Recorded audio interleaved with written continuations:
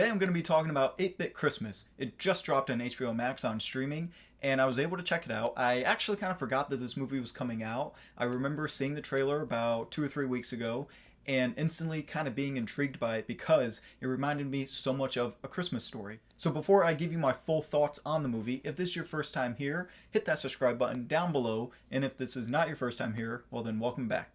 In 1980 Chicago, a 10-year-old sets out on a quest to get the Christmas gift of his generation, the latest and greatest video game system. So what that plot didn't tell you is that Neil Patrick Harris is telling the story to his daughter of how he got a Nintendo for Christmas. So a big chunk of this movie is Neil Patrick Harris narrating the movie, and you don't really get to see him on screen all too much, which is sad because, you know, who doesn't like NPH? Neil Patrick Harris. Yep.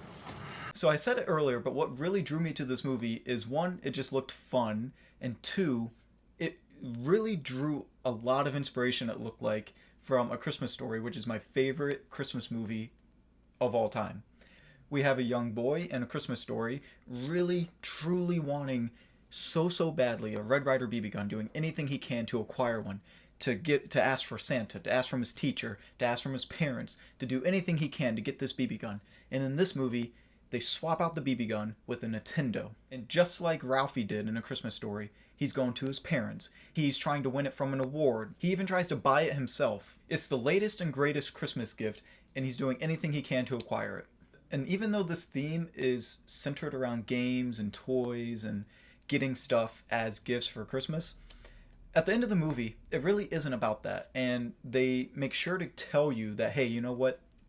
Getting gifts is great, but it's not what Christmas is about. Christmas is about being together. It's about experiencing things. It's about appreciating what you have. So I'm really glad that they threw that in there, because this very much is going to lean more towards kids and teenagers than it is adults, which have already kind of figured out that's what Christmas is about.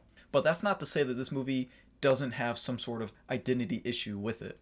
Part of it really tries to connect with a teenage audience, but the other part, I feel like it just tries too hard to deeply connect with an audience that grew up in the 80s, referencing people that were around that time, the toys, the way people talked, and I was able to enjoy it, but I feel like showing it, if I showed it to my teenage cousin, honestly, it could be a toss-up if he connects with it or disconnects with it way too much. Speaking of the people that are in this movie, it was just really strange and odd for me to see what I thought for 90% of the movie was the biggest jerk on screen that I've seen in 2021 go from this. Are you the new daddy? I'm your daddy. I'm not your daddy.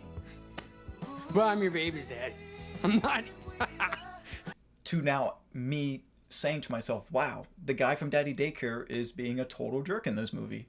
This isn't going to go down as a Christmas classic, but I can see myself years down the road wanting to revisit this again. It was corny but funny, and it definitely was able to get me in the Christmas spirit of wanting to watch more Christmas movies. The plot of this movie is very one-dimensional, and it suffered from any emotional connection to the characters, and at times it did drag on, but at the end of the day, I was able to enjoy it. I had a smile on my face, it was fun, and as I already stated, it got me in the mood for more Christmas movies. Probably the biggest issue I have with this movie is I needed more NPH because, as I said earlier, who doesn't want more NPH? Excuse me, are you Neil Patrick Harris? Yep. Those are my thoughts on the new HBO Max streaming movie, 8-Bit Christmas. It was a pleasant surprise. Are you going to be able to check it out this Thanksgiving weekend? Be sure to leave a comment down below, like this video, and before I go, oh fudge. Schauer schnippen. Der Erfolg